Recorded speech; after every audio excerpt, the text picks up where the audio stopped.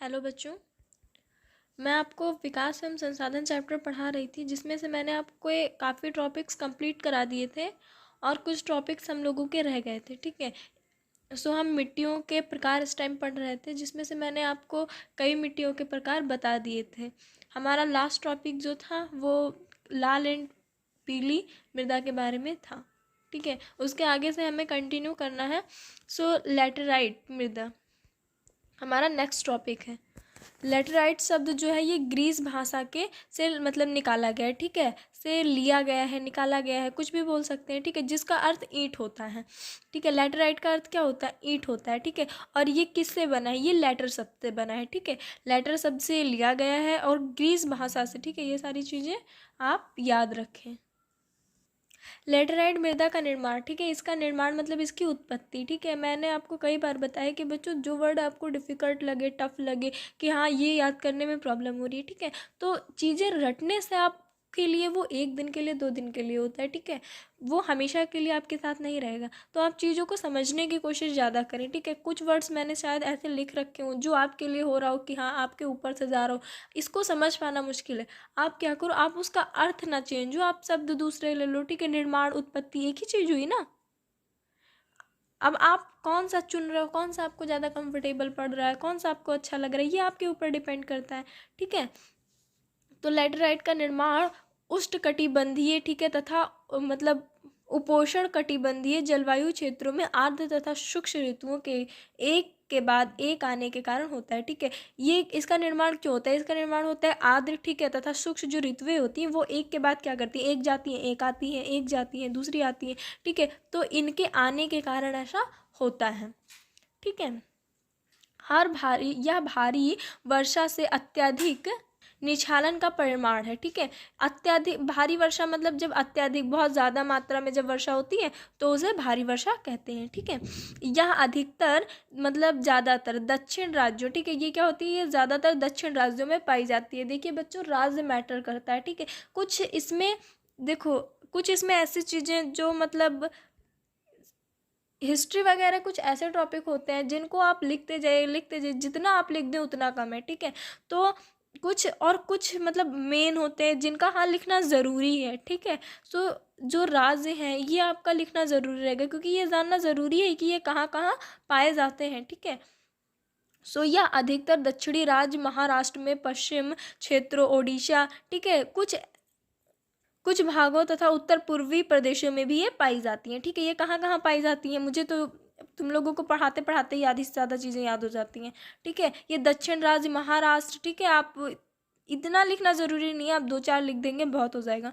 ठीक है, जहाँ इस मिट्टी के क्या होता है, जहाँ इस मिट्टी के सदाबहार वन मिलते हैं, ठीक है, वहाँ इसमें ह्यूमन्स पर्याप्त रूप में पाया जाता है। ठीक है, इसमें क्या होता है? इसमें ह्यूमन्स पर्याप्त मात्रा में पाए जाते हैं, मतलब अच्छी मात्रा में इसमें ह्यूमन्स पाए जाते हैं। ठीक है, लेकिन विरल वनस्पति और अदृश्य पर्यावरण में इसमें ह्यूमन्स की मात्रा कम पाई जाती है। ठीक है, इसमें एक शर्त है बच्चों कि जहाँ पर विरल, ठीक है, विरल देखो, एक विरल मतलब थोड़ा कम, ठीक है, विरल वनस्पति होते हैं और अदृश्य, ठीक है, पर्यावरण होता है। पर्यावरण मतलब मौसम हमारा जैसा होता है। ठीक है, तो वहाँ क्या होता है? वहाँ ह्यूमन्स की मात्रा कम कर दी जाती है, कम पाई जाती है वहाँ पे। ठीक है, तो वहाँ ह्यूमन्स की मात्रा जो होती है वो कम हो जाती है।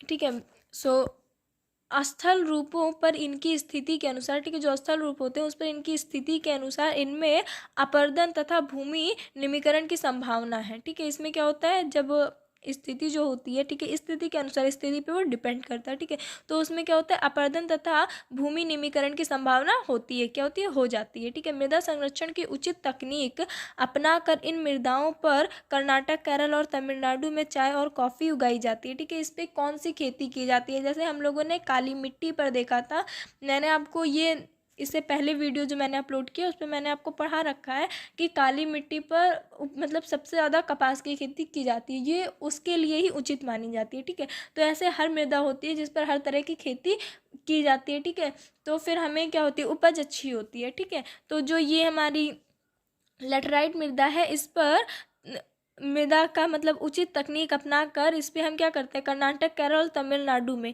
ठीक है, क्या किया जाता है, चाय और कॉफ़ी उगाई जाती है, ठीक है, उसकी इस पर खेती की जाती है, नॉर्मल लैंग्वेज में हम बोल सकते हैं, ठीक है। तमिलनाडु, आंध्र प्रदेश और केरल की लाल लैटेराइट मृदाएं काजू की फसल के लिए अधिक उपयुक्त होती हैं, ठीक है। काजू आप लोग खाते हैं, जानते होंगे, तो उसकी खेती के बारे में भी जानिए कि वो मृदाएं वो कहाँ, तमिलनाडु, आंध्र प्रदेश और केरल में उनकी फसलें की जाती है, ठीक है। और कौन सी मृदा पर की जाती है, लाल लैटेराइट मृदा पर की जाती है, ठीक है। सो मरुस्थलीय मृदाओं का रंग लाल और भूरा होता है। इसका रंग कैसा होता है, इसका रंग लाल और भूरा होता है, ठीक है। और प्लीज़ मुझे कमेंट में आप लोग बताना कि कौन कौन से बच्चों ने मतलब कौन कौन सी मृदाएं देख रखी है, ठीक है, क्योंकि मैंने तो रेड कलर की मृदा नहीं देखी है। हाँ, मैंने ब्लैक कलर की देखी है, मैंने वो देखी है, लेकिन मैंने रेड कलर की नहीं देखी है। सो प्लीज़ जिन जिन बच्चों ने देखा होगा मुझे बताएंगे। मरुस्थलीय मृदाओं का रंग लाल और भूरा होता है, ठीक है। ये मृदाएं आमतौर पर रेतीली और लवणीय होती हैं। क्या होती हैं, रेतीली होती है, मतलब रेत टाइप की, रेत वगैरह तो आप लोगों ने देखा होगा ना, तो ये मृदाएं कैसी होती हैं, मृदाएं रेत टाइप मतलब रेत की तरह होती हैं, ठीक है। सो कुछ क्षेत्र में नमक की मात्रा इतनी अधिक होती है कि झीलों से जल वाष्पीकृत करके खाने का नमक भी बनाया जाता है, ठीक है। आप लोगों को पता होगा समुद्र से मतलब समुद्र का जो जल होता है वो खारा होता है, ठीक है। खारा क्यों होता है, क्योंकि उसमें नमक की मात्रा होती है। और हमारा नमक कहाँ से बनता है ये भी आप लोगों को पता होगा, समुद्र के जल में जो कोने कोने पे वो इकट्ठा हो जाते हैं, ठीक है।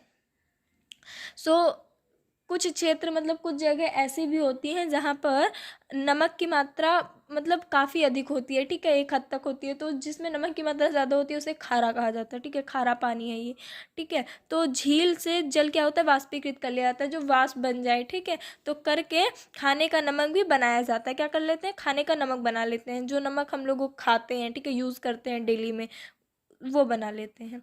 शुष्क जलवायु और उच्च तापमान के कारण जलवाष्प की दर अधिक होती है, ठीक है। देखो, शुष्क मौसम और उच्च तापमान, हाई टेम्परेचर के कारण ऐसा होता है, ठीक है। जलवाष्प, जो जलवाष्प बन जाए, भाप बन जाए, ठीक है, उनको जलवाष्प कहते हैं। क्या होता है, अधिक होता है। और मृदाओं में ह्यूमस और नमी की मात्रा कम होती है, ठीक है। क्या होता है, जो हमारे ह्यूमस हैं, मृदाएं हैं, उसमें ह्यूमस की और नमी मतलब जल, ठीक है, उसकी क्या होती है, मात्रा की कमी हो जाती है, वो क्या होते हैं, कम हो जाते हैं या फिर रेयर में हो जाते हैं, ठीक है। इन मृदाओं को सही तरीके से संचित करके कृषि योग बनाया जा सकता है, ठीक है। इनका सही तरीके से यूज़ कर कर, ठीक है, संचित वगैरह कर कर क्या किया जाता है, इनको कृषि के योग्य बनाया जा सकता है। कृषि के योग्य मतलब खेती करने के योग्य बनाया जा सकता है, ठीक है। देखो, उस मृदा पर, उस ज़मीन पर कोई खेती नहीं करना चाहेगा जहाँ पर खेती तो आप कर रहे हैं पर आपको उपज अच्छी खासी नहीं प्राप्त हो रही है, ठीक है। आप जितना उसको लगा रहे हैं उसका अगर आप 50% भी नहीं पा रहे हैं तो भाई आप पागल हैं, क्यों फालतू में मेहनत करेंगे, क्यों अपनी चीज़ें वेस्ट करेंगे, ठीक है। आप इतना मेहनत करो, पैसा वेस्ट करो, टाइम वेस्ट करो, आपको मिल 50% भी नहीं रहा है तो कोई नहीं करेगा ना। तो हमें सबसे पहले भूमि को उपज के योग्य, कृषि योग्य बनाना पड़ेगा ना, जैसा कि पश्चिमी राजस्थान में हो रहा है, ठीक है। पश्चिमी राजस्थान में ऐसी मृदाओं का यूज़ हो रहा है। सो बच्चों, हमारा नेक्स्ट टॉपिक जो है मृदा अपरदन और संरक्षण है। इस टॉपिक को बहुत ध्यान से पढ़ना आप लोग, ठीक है, क्योंकि ये इस चैप्टर का मेरे ख्याल से आपको इतना समझना बहुत ज़रूरी है इस चैप्टर में, ठीक है। सो मृदा का कटाव और उसके बहाव की प्रक्रिया को मृदा अपरदन कहा जाता है। मृदा अपरदन किसे कहते हैं, मृदा जो होती है मिट्टी, ठीक है, उसके कटाव को, ठीक है, और उसके बहाव, बहने की प्रक्रिया को मृदा अपरदन कहते हैं। मृदा का अपरदन होने के ये दो तरीके हैं, ठीक है। मृदा के बनने और अपरदन की क्रिया आमतौर पर साथ साथ चलती है और दोनों में संतुलन होता है, ठीक है। जो मृदा बनने की क्रिया होती है, ठीक है, और उसके अपरदन की क्रियाएं होती है, ये दोनों क्या होती है, ये दोनों साथ साथ होती रहती है, मतलब साथ साथ चलती रहती है, ठीक है। और जो दोनों का संतुलन है वो क्या होता है, बराबर होता है, ठीक है। दोनों में संतुलन होता है एक हद तक, ठीक है, मतलब दावे के साथ नहीं कह सकते पर हाँ होता है, ठीक है।